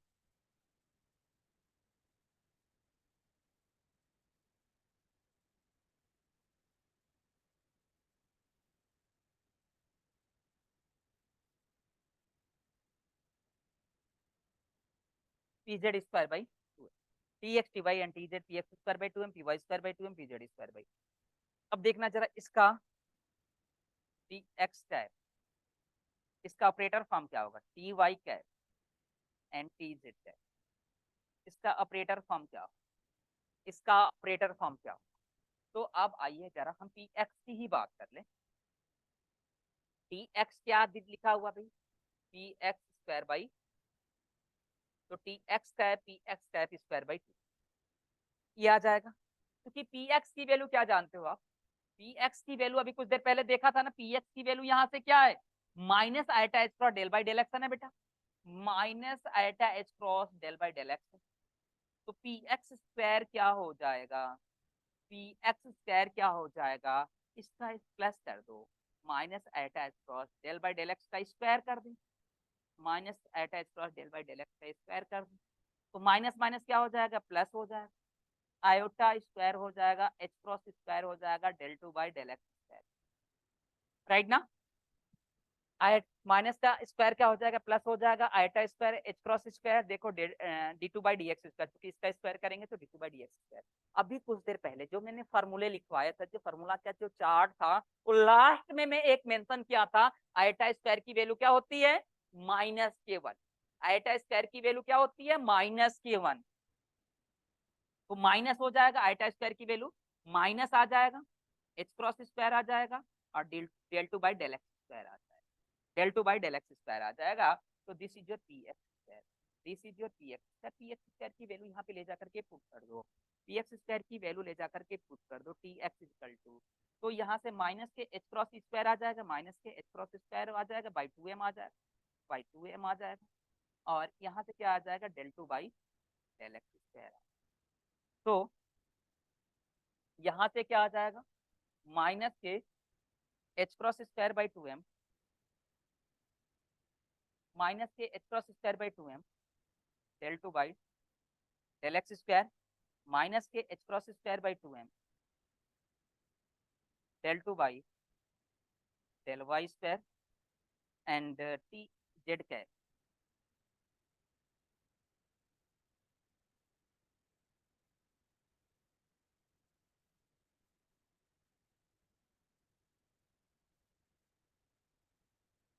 del two by del x square, del two by del Y square, del two by del z square, minus H cross square by 2m del two by del z square, minus H cross del two by del Y square, minus H cross del two by del Y square. ये आपका operator form होगा। अब देखना चाहिए, इस power 2 times है ना, देखो यहाँ पे पावर 1 था, डिफरेंशियल ऑपरेटर का पावर कितना था? 1 था, और यहाँ पे डिफरेंशियल ऑपरेटर का पावर कितना था? 2 था। तो अब यहाँ पे 1 था, तो मतलब फंक्शन को एक टाइम डिफरेंशिएट करना था, यहाँ पे पावर 2 है तो फंक्शन को कितने टाइम डिफरेंशिएट करना होगा? 2 टाइम्स। यहाँ पे पावर 2 है तो फंक्शन को कितने टाइम डिफरेंशिएट करोगे डियर? 2 टाइम्स। तो डिफरेंशिएट विद रिस्पेक्ट टू, यहाँ पे लिख रहे हैं डिफरेंशिएट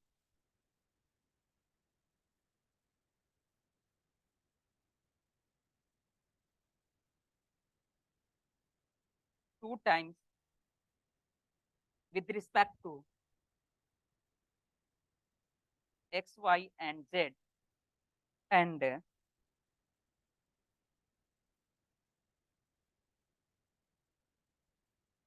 multiply by माइनस के H cross square by 2m multiply by minus के H cross square by 2m and multiply by minus के H cross square by 2m। अब देख रहे हो सब में minus H cross square by 2m है, minus H cross square by 2m minus H cross square by 2m। तो ये फंक्शन को क्या करेगा, 2 टाइम डिफरेंशिएट करेगा और फंक्शन में किससे मल्टीप्लाई कर देगा, माइनस के H cross square by minus के H cross square by 2x। Okay dear, तो ये आपका काइनेटिक एनर्जी ऑपरेटर हो जाएगा, ये मोमेंटम ऑपरेटर हो जाएगा। नेक्स्ट वन अगर मैं बात करूं फोर्थ वन की अगर मैं बात करूं बेटा, मैंने फोर्थ वन की अगर मैं बात कर लूं तो फोर्थ वन क्या है, potential energy. Potential energy fourth one क्या हो जाएगा, पोटेंशियल एनर्जी। पोटेंशियल एनर्जी को किससे रिप्रेजेंट करते हैं, Vx से, Vy से एंड Vz। अभी देखा था ना कि पोटेंशियल एनर्जी किस पे डिपेंड करते हैं यार, mgh, h क्या है, पोजीशन। पोटेंशियल एनर्जी किस पे डिपेंड करती है, पोजीशन पे, राइट ना। पोटेंशियल एनर्जी किस पे डिपेंड करती है, पोजीशन पे। क्लियर है। तो यहाँ पे ऑपरेटर के फॉर्म में लिखेंगे तो Vx कैप लिखेंगे, यहाँ पे Vy कैप लिखेंगे और ये Vz कैप लिखेंगे।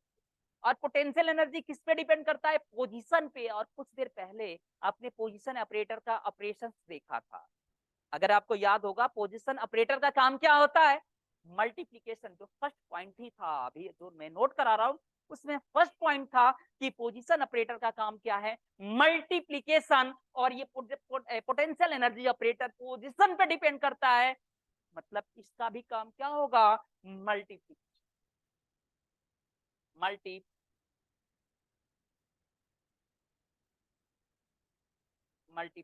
का इसका भी काम क्या होगा डियर, मल्टीप्लिकेशन का काम होगा।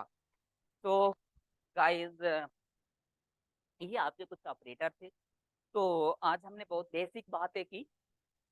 क्या बातें की कि फंक्शंस किसे कहते हैं, और इसमें क्वांटम मैकेनिक्स में हम किस किस टॉपिक की बात करेंगे, फंक्शंस किसे कहते हैं, फंक्शंस की प्रॉपर्टीज हमने देखा। कुछ हमें फार्मूले थे, राइट ना, जो यूजफुल फार्मूले हैं उनको, डिफरेंशियल इंटीग्रेशन और ट्रिग्नोमेट्रिकल फंक्शंस को भी देखा, राइट। उसके बाद ऑपरेटर की बात हमने किया, ऑपरेटर कहते किसे हैं, आइगन वैल्यू आइगन फंक्शंस किसे कहते हैं, कुछ ऑब्जर्वेबल होते हैं, उस ऑब्जर्वेबल को ऑपरेटर के फॉर्म में कैसे हम डिफाइन करते हैं, राइट ना। इसके आगे नेक्स्ट क्लास में मैं डिस्कस करूंगा। ओके, इसके आगे कंटिन्यू हम करेंगे नेक्स्ट क्लास में।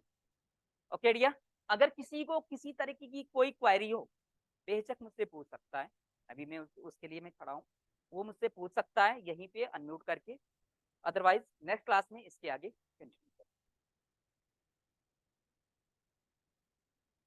हाँ, अभी थोड़ी देर में आप लोगों की क्लास स्टार्ट हो जाएगी, राइट ना।